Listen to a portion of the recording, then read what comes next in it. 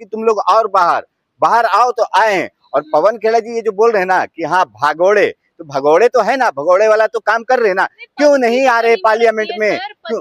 समझो कि देश की जनता जानना चाहती है कि आखिर इस तरीका से बर्बरता हुआ तो किसने किया।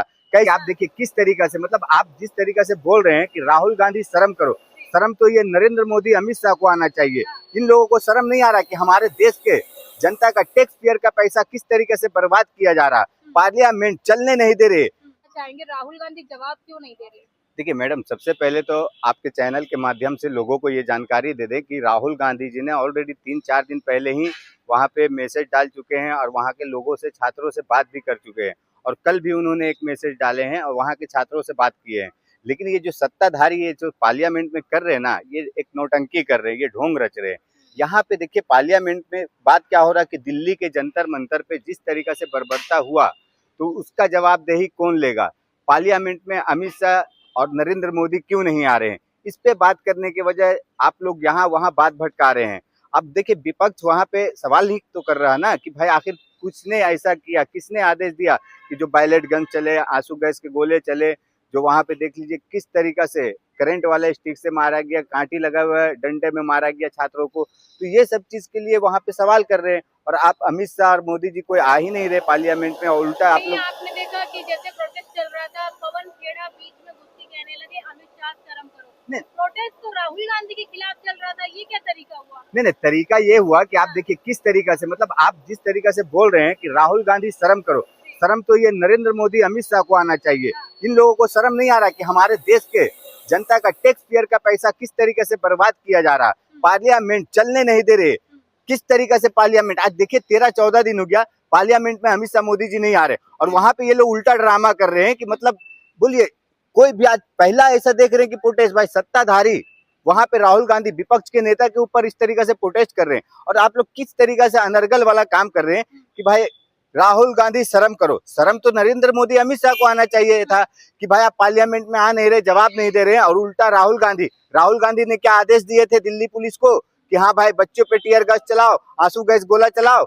ये कौन दिया था आदेश? अमित शाह ने दिए, तो अमित शाह के जवाब दे पार्लियामेंट में। यही तो बताइए, जब वो प्रोटेस्ट कर रहे थे सत्ता पक्ष वाले राहुल गांधी के खिलाफ, तो पवन खेड़ा क्यों घुस गए? अरे क्यों नहीं जाएंगे, नौटंकी तो ये लोग कर रहे थे। वहां पे दिखाए पवन खेड़ा जी ने कि हाँ जो ये बोलते ना गिदड़ों की, ये जो गिदड़ों की फौज थी ना, तो वहां पे जननायक राहुल गांधी के बब्बर शेर वहां पे जाकर दिखाएं कि किस तरीका से तुम लोग ये गिदड़ों वाली फौज बना रहे हो ना, किसी को भी बरगलाने वाला काम राहुल गांधी शर्म करो। अरे भाई शर्म तो तुम लोग को आना चाहिए। वहां पे जितने ये बोलते हैं ना, राहुल गांधी जी पार्लियामेंट में बोले थे ना अंधभक्त इडियट, तो ये अंधभक्त इडियट लोग को बताना चाह रहे हैं पवन खेड़ा जी कि तुम लोग इस तरीके से अंधभक्ति बंद करो।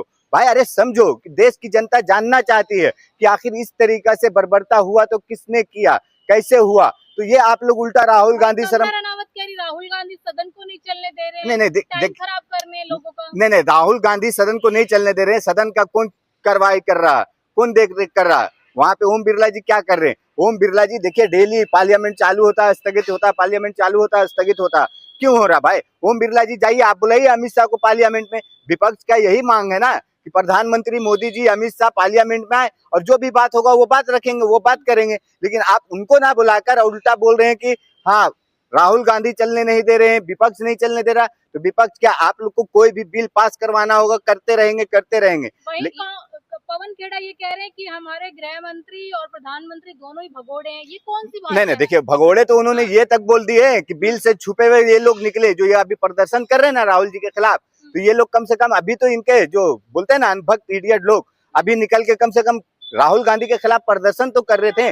और उस भीड़ में जाके पवन खेड़ा जी ने भी अपना दिखाए कि हाँ भाई हम भी हैं, हम जिस तरीका से चाह रहे थे कि तुम लोग और बाहर आओ तो आए हैं। और पवन खेड़ा जी ये जो बोल रहे हैं ना कि हाँ भागोड़े, तो भगोड़े तो है ना, भगोड़े वाला तो काम कर रहे हैं ना, क्यों नहीं आ रहे पार्लियामेंट में? पद की तो गरिमा रखिए। पद देखिए किसका पद का गरिमा का आप बात कर रही है, पद का गरिमा ये लोग रख रहे हैं। किस तरीका से अल्लाह, मतलब किस तरीका से ये लोग लोकतंत्र का हत्या करने वाला काम कर रहे हैं।